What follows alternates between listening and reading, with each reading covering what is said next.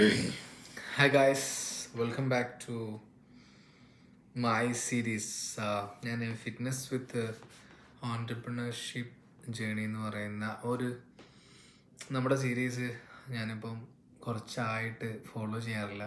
ഒന്നുമില്ല, പ്ലസ് ഇതിൽ ഒരുപാട് റീസൺസ് ഉണ്ട്. നമ്മളിപ്പം ആ, ഞാനത് എക്സ്ക്യൂസസ് ആയിട്ട് പറയില്ല, ഞാനത് ചെയ്യണമെന്ന് നല്ലോണം ആഗ്രഹിച്ചിട്ടുണ്ടായിരുന്നു. എനിവേ, പക്ഷേ ആ കാര്യങ്ങളൊക്കെ അതുപോലെ നടക്കുന്നുണ്ട്. സോഫാർ ഇപ്പം ഞാൻ ദുബായിൽ വന്നിട്ട് ഇപ്പം 2 weeks ആയി. ഞാൻ ഈ വീഡിയോ റെക്കോർഡ് ചെയ്യുന്നത് ഇന്ന് 4 4 ഫെബ്രുവരി 4 നമ്മൾ ഈ വീഡിയോ ചെയ്യുന്നത്. ഞാൻ കഴിഞ്ഞ മാസം, അതായത് ജാനുവരി 10 നാട്ടിൽ നിന്ന് ഇങ്ങോട്ടേക്ക് എത്തുന്നത്. 10th ലേറ്റ് നൈറ്റ് ആണ്. അപ്പോൾ അന്ന് ഇൻഡിഗോയിലാണ്, എയർ ഇന്ത്യ എക്സ്പ്രസ്സിലാണ് വന്നിട്ടുണ്ടായിരുന്നത്. ഒരു ലേറ്റായി, ഒരു 4 hours ഡിലേ ആയി. സോ കഴിഞ്ഞൊരു 25 ഡേയ്സ് എക്സാക്ട്ലി 25 ഡേയ്സ് ദുബായിൽ ഞാൻ വന്നു. ദുബായിൽ വന്നിട്ട് ഒരു 25 ഡേയ്സ് ആയി എന്ന് പറയാം. സോ ഓൾ ഓവർ ദി എമിറേറ്റ്സിൽ പല പ്രോജക്റ്റുകളുടെ ഡിസ്കഷൻസും മാർക്കറ്റിങ്ങിനെ കുറിച്ചിട്ടും ബ്രാൻഡിങ്ങിനെ കുറിച്ചുള്ള റിസർച്ചും നെറ്റ്വർക്ക്സും പരിപാടികളൊക്കെ ഇങ്ങനെ ഓൺഗോയിങ് ആണ്. സോ ഞാൻ ഇന്നത്തെ വീഡിയോയിൽ പറയാൻ പോകുന്നതൊന്നുമല്ല വൈ ഐ ചോസ് ദുബായ് എന്ന് പറയുന്ന സംഭവം. ഞാൻ 2019 നാട്ടിലേക്ക് പോയിട്ട് എൻ്റെ DXITO ഏജൻസി സ്റ്റാർട്ട് ചെയ്യുന്നത്. It's around 5 years I started my career as an entrepreneur. അതിന് മുമ്പ് ഓൺടർപ്രണർ ആയിട്ടുണ്ടോ ചോദിച്ചു കഴിഞ്ഞാൽ, ചെറുപ്പം മുതലേ ഐസ് വിറ്റിട്ടും ഉപ്പിലിട്ടത് വിറ്റിട്ടും ഈ പ്രൈസ് വിറ്റിട്ടൊക്കെ ഓൺടർപ്രണർ അല്ലെങ്കിൽ ഒരു കച്ചവടക്കാരനായിട്ടുണ്ട് എന്നുള്ളത് എനിക്ക് ഷുവറാണ്. അപ്പോൾ ഒരു പ്രൊഡക്റ്റ് വാങ്ങാനും അല്ലെങ്കിൽ ഒരു സർവീസ് വാങ്ങാനും വിൽക്കാനും ഒക്കെ വാങ്ങാൻ എല്ലാവർക്കും കൊണ്ട് പറ്റൂലേ. ഇപ്പോൾ വിൽക്കാനെന്ന് പറയുന്നത് ഭയങ്കര ഡിഫിക്കൽട്ടാണ്, ഒരു സാധനം സെല്ല് ചെയ്യാന്ന് പറഞ്ഞു കഴിഞ്ഞാൽ. സോ ഞാൻ എന്നിൽ ഏറ്റവും കൂടുതൽ പ്രൗഡായിട്ട് നിൽക്കുന്നൊരു സാധനമാണ് ഐ ക്യാൻ സെൽ. ഞാൻ വളരെ ഹോണസ്റ്റായിട്ട് വളരെ എത്തിക്കലായിട്ട് കാണുന്ന പല പ്രൊഡക്റ്റുകളും സർവീസസും ഞാൻ ലൈഫിൽ സെല്ല് ചെയ്തിട്ടുണ്ട്. അപ്പോൾ എനിക്കത് സെല്ല് ചെയ്യാനുള്ള കോൺഫിഡൻ്റ് ഒന്നുമല്ല.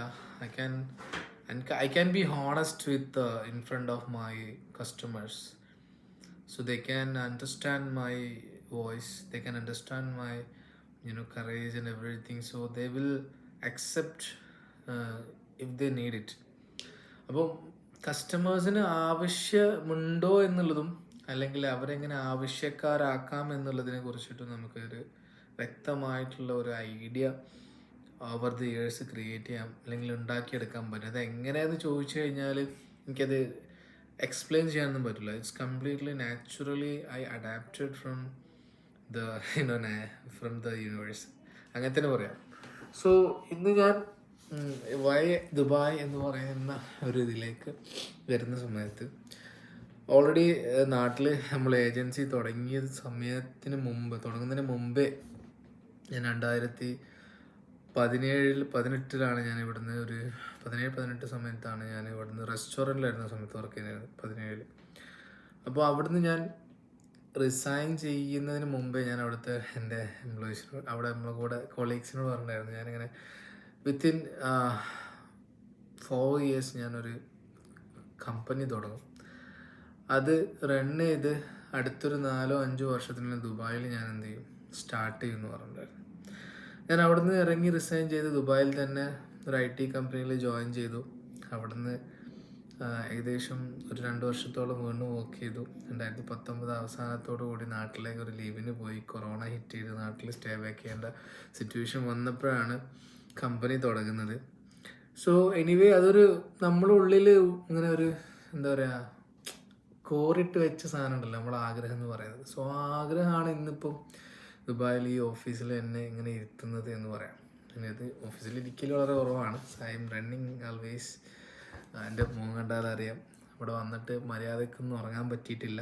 Because having some challenges up front, കുറേ ചാലഞ്ചസ് വരും, ഓട്ടോമാറ്റിക്കലി വരുമല്ലോ. നമ്മളൊരു പുതിയ സ്ഥലത്ത് പുതിയ രീതിയിൽ കഴിഞ്ഞ 1.5 വർഷമായിട്ട് ദുബായുമായിട്ട് യാതൊരു ടച്ചുമില്ലാത്ത ഒരാളായിരുന്നു. അപ്പോൾ അതുകൊണ്ട് തന്നെ ഇവിടുത്തെ പ്രോഗ്രാമുകളും ഇവിടുത്തെ ബിസിനസ്സുകളെ കുറിച്ചിട്ടൊക്കെ ഇനി ഒരുപാട് പഠിക്കാനുണ്ട്. I should learn everything from each and everything from the market right now.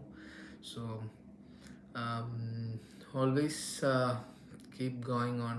So I'm stop my challenges videos because I know that എനിക്കൊരു ഞാനിത് തുടങ്ങിയ സമയത്ത് ഏകദേശം 500+ സബ്സ്ക്രൈബേഴ്സ് എനിക്ക് വിത്തിൻ 2 weeks കൊണ്ട് എൻ്റെ ഈ യൂട്യൂബ് ചാനൽ വന്നിട്ടുണ്ടായിരുന്നു. സോ ദാറ്റ്സ് ഒരു വലിയൊരു എന്താ പറയുക അച്ചീവ്മെൻ്റ് ആണ്. ഞാനത് പ്രതീക്ഷിച്ചതൊന്നുമല്ല. Anyway nice thank you very much for guys for the support and everything. So ഞാൻ പല ചലഞ്ചസും ഞാൻ തുടങ്ങുന്ന സമയത്ത് ഞാനതിങ്ങനെ അതിലൂടെ അറിയാണ്ട് എൻ്റെ സന്തോഷങ്ങൾ പോലും ഷെയർ ചെയ്ത് പോകാറുണ്ട്. പക്ഷെ എന്താ സംഭവിക്കുന്നത് വെച്ചാൽ ആ ഷെയർ ചെയ്യുന്ന സമയത്ത് നമുക്ക് ആ സന്തോഷങ്ങളൊക്കെ പിന്നീട് എന്തൊക്കെയോ കാരണങ്ങളാൽ തടസ്സങ്ങൾ ഉണ്ടാവാറുണ്ട്. സോ അതൊരു റീസണാണ്. മറ്റൊരു റീസൺ എന്ന് പറഞ്ഞു കഴിഞ്ഞാൽ ഞാനൊരു ഇപ്പം അടുത്തൊരു തിയറി ഇങ്ങനെ ഞാനതിനെക്കുറിച്ച് റിസർച്ച് ചെയ്തപ്പോൾ ഒരു തിയറി ഇങ്ങനെ വായിച്ചപ്പോൾ നെവർ സെലിബ്രേറ്റ് ടു ഏർലി എന്ന് പറയുന്ന ഒരു കോൺസെപ്റ്റ് ഉണ്ടല്ലോ. നമ്മൾ ഒന്നും നേടിയെടുക്കുന്നതിന് മുന്നേ തന്നെ ഒന്നും സെലിബ്രേറ്റ് ചെയ്യരുത് എന്നുള്ളതാണ് ഒരു ഇമ്പോർട്ടൻ്റ് ആയിട്ടുള്ള കാര്യം. So I should respect that way because of course ഇൻഷാ അല്ലാഹ് നമ്മളെല്ലാവരും ട്രൈ ചെയ്ത് കഴിഞ്ഞാൽ our God will help us to achieve our whatever the goals. നമ്മളത് ട്രൈ ചെയ്ത് കഴിഞ്ഞാൽ നമുക്കത് എത്തിപ്പെടാൻ പറ്റും. കാരണം വെച്ചാൽ ഐ ഡിഡ്ന്റ് ഇമാജിൻ ലൈക്ക് ഞാൻ എൻ്റെ ചെറുപ്പത്തിൽ നമ്മൾ ഇമാജിൻ ചെയ്തിട്ട് പോലുമില്ല ഐ ക്യാൻ ട്രാവൽ ഹിയർ. ഞാനൊരു വീട്ടിൽ നിന്ന് രൂപ പോലും എടുത്തിട്ടല്ല ഞാനിതുവരെ എൻ്റെ ബിസിനസ് ആണെങ്കിലും എൻ്റെ ട്രാവലിംഗ് ആണെങ്കിലും ഞാനെടുത്ത കാറാണെങ്കിലും ബൈക്കാണെങ്കിലും നത്തിങ്. എല്ലാം നമ്മുടെ എഫേർട്ട് കൊണ്ട് പടച്ച തമ്പുരാൻ നമുക്ക് തന്നിട്ടുള്ള അനുഗ്രഹം കൊണ്ടാണ് നമ്മൾ എന്ത് ചെയ്തിട്ടുള്ളത്, ഇതൊക്കെ ഏൺ ചെയ്തിട്ടുള്ളത്. So work hard, smart work ചെയ്യണം, അതുപോലെ തന്നെ ഹാർഡ്ലി വർക്ക് ചെയ്യണം എന്നുള്ളത് ഉള്ളിൻ്റെ ഉള്ളിൽ എപ്പോഴും ഉണ്ട്. ഇപ്പം ഈ ഇരുന്നിരിപ്പിൽ കംപ്ലീറ്റ് ഇല്ലാണ്ടായി കഴിഞ്ഞാലും ഫ്രം ദ സ്ക്രാച്ചിൽ നിന്ന് എന്തെങ്കിലുമൊക്കെ ഉണ്ടാക്കാൻ പറ്റും എന്നുള്ളൊരു കോൺഫിഡൻ്റ് ഉണ്ടല്ലോ, അവിടെയാണ് ഞാനൊക്കെ എക്സിസ്റ്റ് ചെയ്യുന്നത്. സത്യം പറഞ്ഞു കഴിഞ്ഞാൽ ഇപ്പം എന്ത് സംഭവിച്ചാലും ആരെന്തൊക്കെ നമ്മളെ തളർത്താൻ നോക്കിയാലും തളരാൻ പറ്റില്ല. ഒന്നെങ്കിൽ കോമയിലേക്ക് എടുക്കണം, അല്ലെങ്കിൽ നീ എഴുന്നേറ്റ് നടക്കാൻ പറ്റാത്ത സിറ്റുവേഷനിലേക്ക് ആവണം എന്താവാൻ ഇതൊക്കെ നിർത്തണമെങ്കിൽ.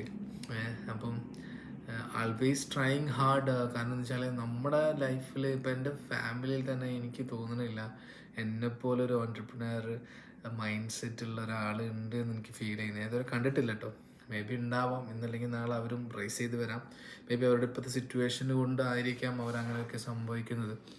അപ്പം അങ്ങനെ ഒരു സാധനം ഉണ്ടല്ലോ. അപ്പോൾ എൻ്റെ നാട്ടിലാണെങ്കിലും ഫ്രണ്ട്സിലൊന്നും എനിക്ക് ഇങ്ങനെ എനിക്ക് ഈ ഒരു ലെവലിലേക്കുള്ള മൈൻഡ് സെറ്റുള്ള ഫ്രണ്ട്സ് വളരെ കുറവാണ്. പക്ഷേ എല്ലാവരും എൻ്റെ ഫ്രണ്ട്സ് തന്നെയാണ്. എല്ലാവരും ഞാൻ റെസ്പെക്റ്റ് ചെയ്യാറുണ്ട്, എല്ലാവരും ഞാൻ ഹെൽപ്പ് ചെയ്യാറുണ്ട്, പറ്റുന്ന പോലെ മീറ്റ് ചെയ്യാറുണ്ട്.